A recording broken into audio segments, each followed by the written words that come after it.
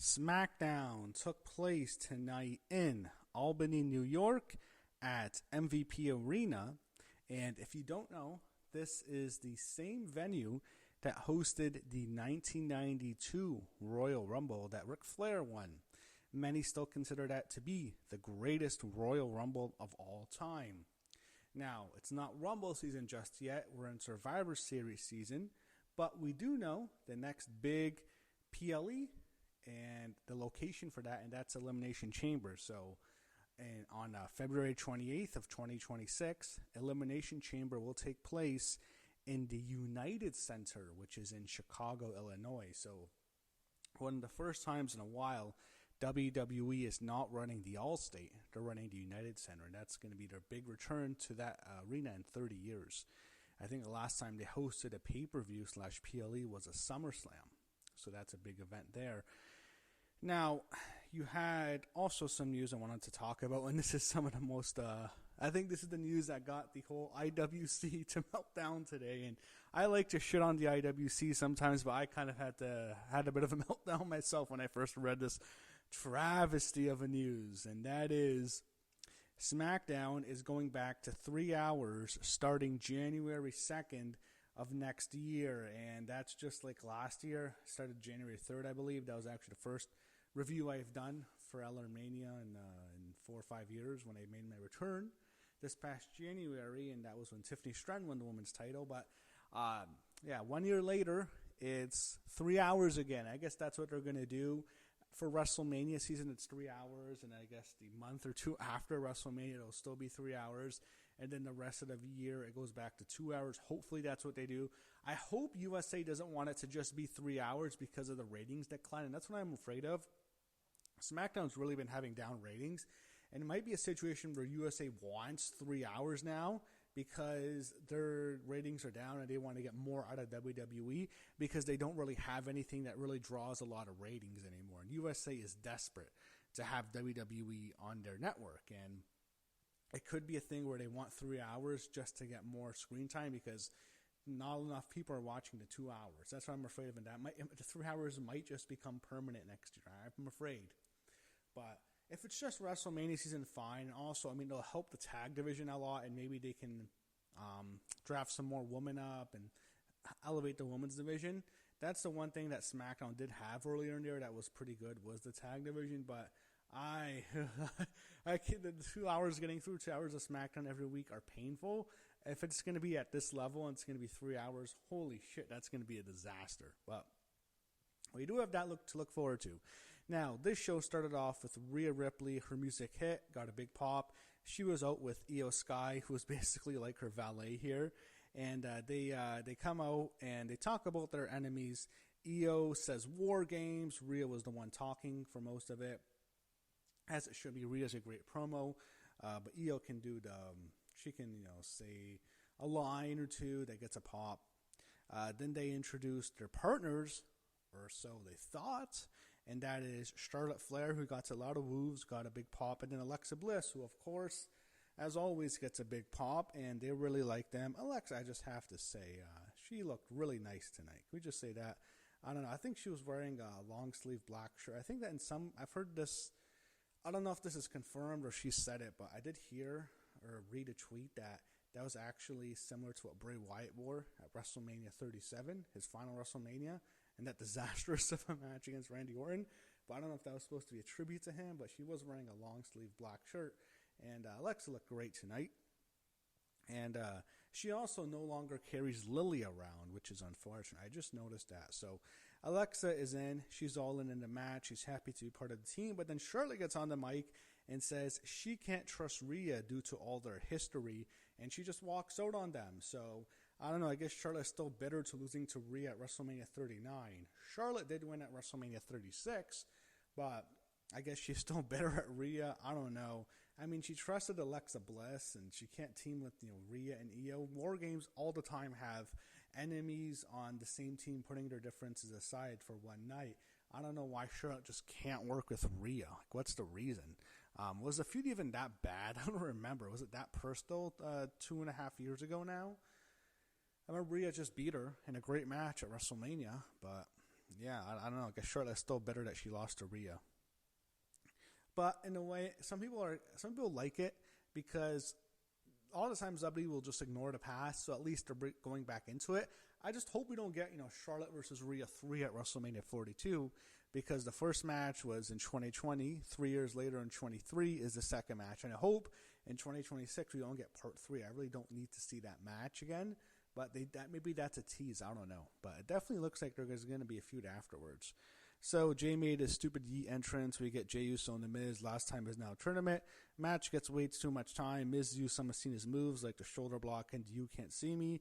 Eventually Jay gets the win. He hits the Uso splash and wins. Backstage, Nick Aldis is talking to Ilya Dragunov. Then DIY shows up. Johnny Gargano, Tommaso Ciampa, and Candice LeRae. Ilya calls, I think, Johnny a jackass, and they keep making that a thing. I guess they want people to chant jackass at Johnny Gargano. Maybe that'll work. And then Axiom walked in and set up a match with Ilya and Axiom. Aldis then walks down the hallway to see Paul Heyman and Bronson Reed. We get a John Cena review, snippet. We saw the first part on NXT. Now on this show, he's talking about when he started wrestling, and the whole interview will be available before the Saturday Night's Main Event. I don't know the exact date we're going to finally get to see the whole interview, but it will be released on WWE's YouTube page. So Paul Heyman and Bronson Reed are talking to Nick Aldis in his office. They agree that Paul Heyman can have anyone on his team that's a part of the roster. And then Cody Rhodes appears. Him and Bronson Reed have a confrontation. Cody wants a match, and for whatever reason, the champion Cody Rhodes is adamant about putting his title on the line on such short notice. Cody is the dumbest babyface ever, man. He's such a sucker, such a fool. That's how they book him. He's just been awful, the way he's been booked and the way he's been written for, and the way they're booking his character, just making him look like such a chump. Since he won the title at SummerSlam, once he regained the belt, I mean, they make him look like such a jackass. I know they call Gargano a jackass, but Cody's the one who kind of looks like a jackass right now. So we get Ilya Dragunov and Axiom in the open challenge. Hell of a matchup here. Axiom hit an insane DDT, but Ilya kicks out. Axiom hit a Spanish fly, which is appropriate as he is Spanish. But then the Russian, Ilya Dragunov, hit a Torpedo Moscow right afterwards, followed by the H-bomb to the win. And Ilya, of course, wins the match. They embrace after the matchup. Very good. I enjoyed it overall. R-Truth is in the general manager's office. He wants to be in the tournament. And then Chelsea Green walks in. She's the new U.S. champion. She wants a celebration next week. Aldis agrees to it. No Julia on this show, by the way. Not a good sign. So Sami Zayn heads to the ring. Then they talk about WWE returning to the United Center for Elimination Chamber in 2026, February 28th. I talked about that earlier. Sami Zayn is out next, and he is cutting a promo on what I believe could be the worst stable in modern history, the MFT. I have never seen a stable that has such less heat. I have no interest. And it's not even all the guys' fault, because I do like Tama Tonga and I do like JC Mateo. They're both very good workers. But Solo Sikoa is just awful. He's someone who shouldn't be on TV anymore. He's done. He is an awful character. He has no charisma. He is just awful. Like, when you see Solo, I want to change the channel. It's been a while since there's been a wrestler where I don't want to even see his face anymore. Whenever I watch him, it feels like I'm literally being forced to watch something. It feels like a chore. I don't want to see Solo Sikoa on my television screen anymore. He has go-away heat with me, and I think he has go-away heat with all the fans right now.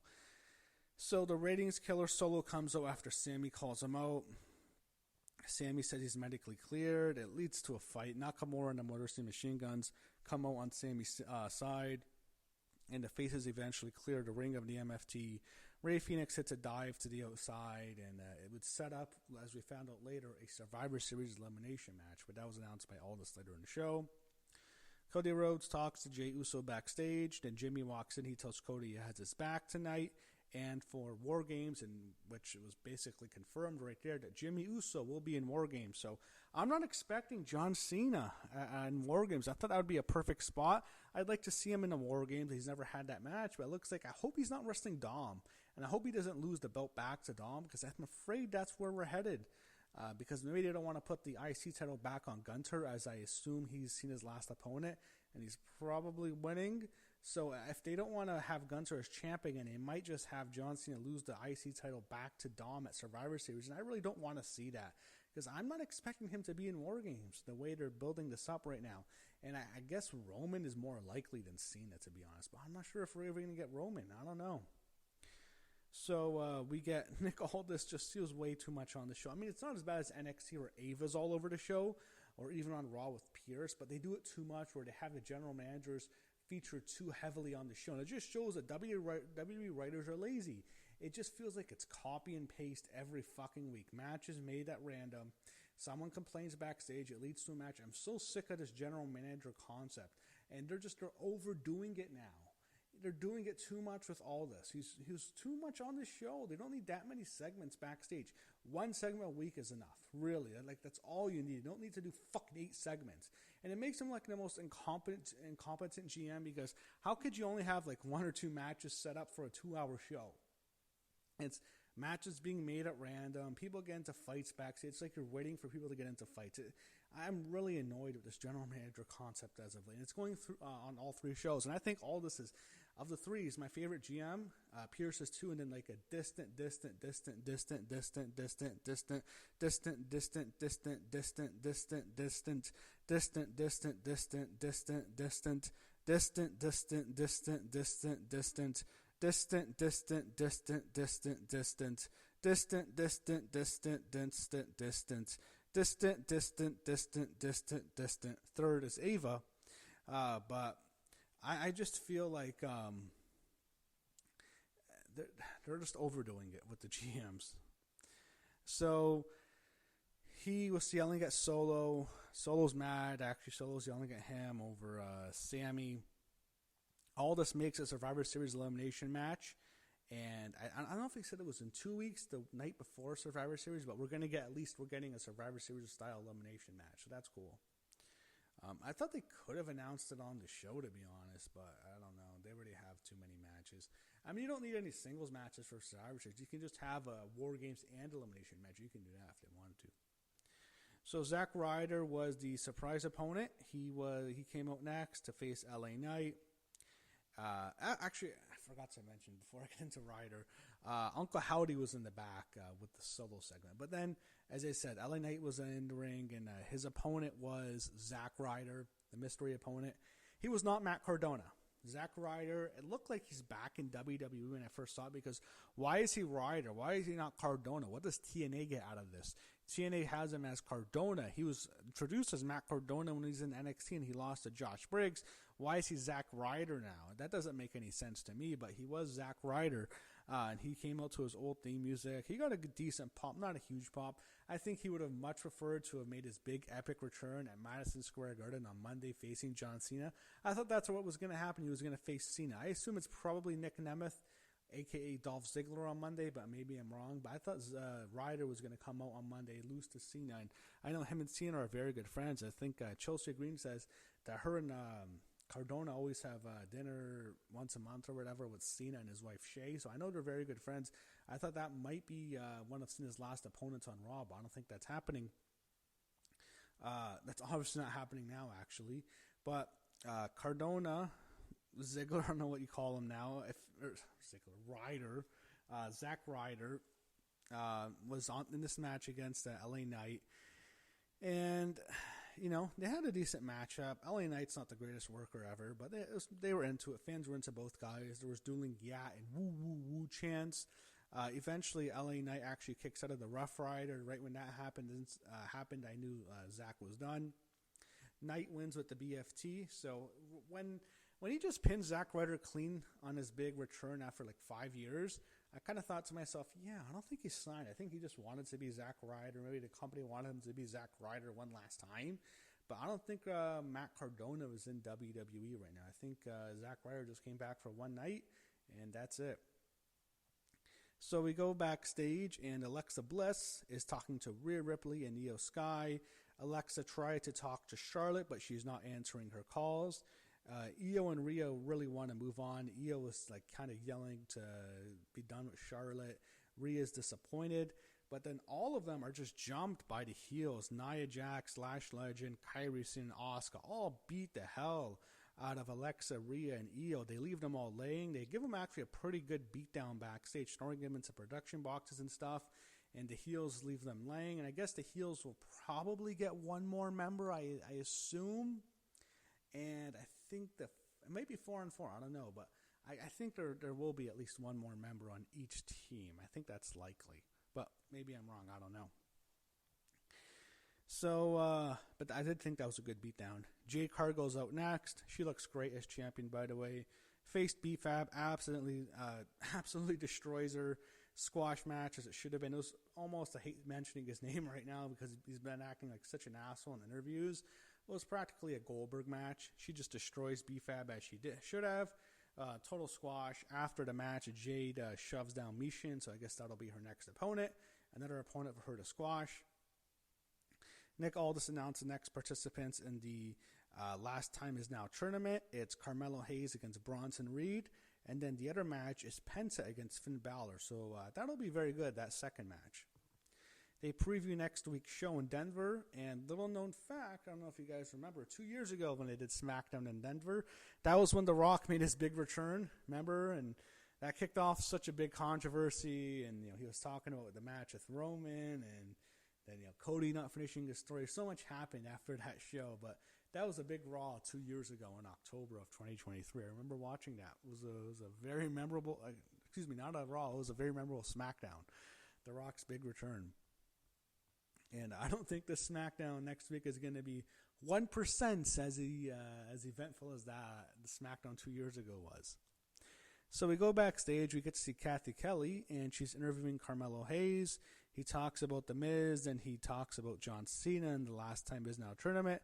Bronson Reed gets in his face ahead of their match next week, and that was kind of a dead giveaway that Bronson's not winning. And who thought Bronson was going to win anyway, so maybe that's not a big deal. We get an Aleister Black and Zelina Vega promo on Damian Priest. The feud has just gone on for an eternity, but I don't know. I guess maybe a 3-hour show will help them. They'll get more TV time. And I hope Julia, at least I can say that, at least be good. We can at least get to see her every week. It'll help the tag division. So I know SmackDown sucks. So maybe the 3-hour show might actually help. Maybe we get longer matches. It's the only good thing I can think of. So we get the main event, WWE Championship on the line. Cody Rhodes against Bronson Reed. Braun Breaker and Logan Paul attack Cody, causing a disqualification. The Usos made the save. They brought out a table to put Logan through it. But then Drew McIntyre comes to the aid of the heels, and he's now the 4th member. He attacks the Usos. He attacks Jay. Braun spears Jay Uso through a table. Logan Paul knocks out Big Jim, and then Drew hits a Claymore on Cody, so the feud continues. Bronson then hits a tsunami on Cody, and the heel stands tall. Drew is now the 4th member. Aldis came out. He was furious. Heyman did nothing wrong in storyline-wise. There's no reason why you can't have Drew as part of his team, and Drew will be on the team. So that's how SmackDown ended. I thought it was, compared to the last few weeks, was much more watchable. It's still not a show I really want to see go into 3 hours, but compared to the previous few weeks, and I know that's a very low bar, it was actually more watchable than it has been recently. So I'll give it that.